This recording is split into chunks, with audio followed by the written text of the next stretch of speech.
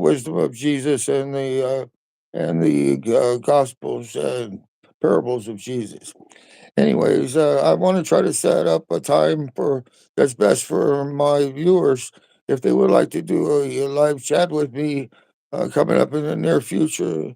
Thinking sometime Friday, but what's the best time for my viewers? And I'm told it's 7 o'clock or thereabouts is a good time.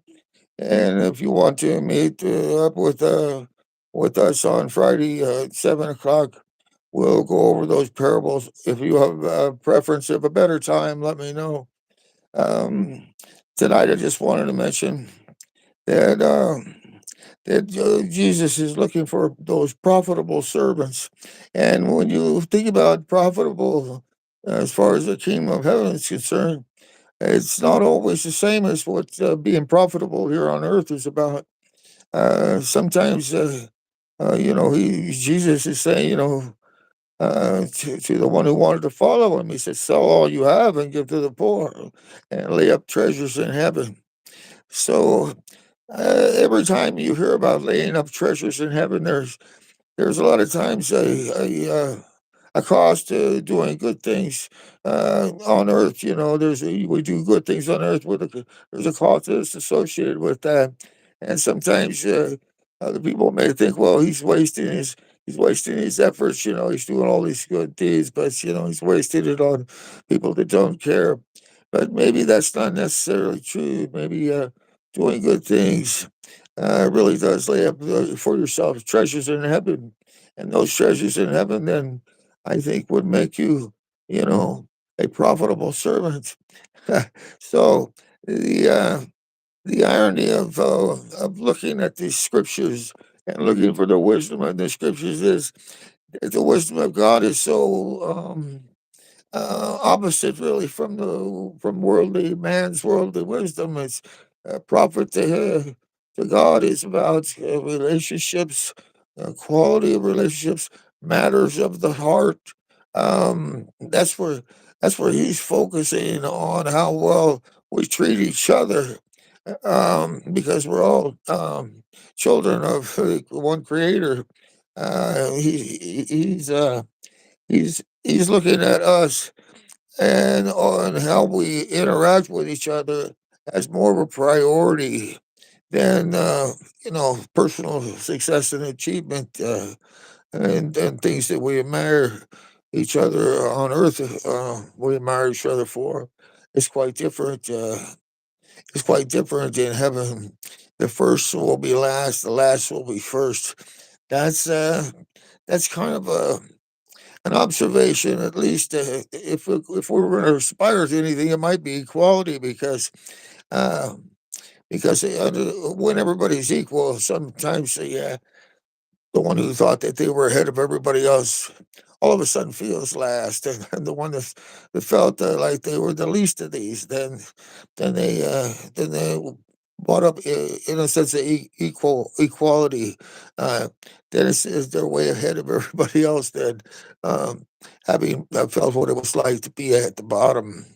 Um, at any rate, the opposites of worldly things to heavenly things is really a key factor of the study that I've been doing and looking for those things. I don't see any viewers watching me, so I'm on my own, and I hope that by Friday, if there's an interest, folks will stop in and look at the wrap up of the parables. We're looking at four different parables, actually, but I wanted to show specifically is how these opposites play out among the parables, because if you don't understand these opposites to this physical and the spiritual, then you walk away with only one story being told in the parables. But the parables are actually like two stories in one. uh, like that breath mint is two mints in one. The stories of the parables are a pair of fables that are spoken in one story, but in a spiritual application, you go in one direction, and in a physical application, you go in an entirely opposite direction. A lot of times, that's what it is. Um, But then there's a part to the parable that if you stay in the physical, this just doesn't drive. It doesn't make sense in the overall context. But when you go with the spiritual, then the parable flows from start to finish beautifully. And that's what we want to look at is how that's so. I'll give 4 examples of that. And we're going to try to shoot for Friday at 7 o'clock to do that. Hope you can tune in.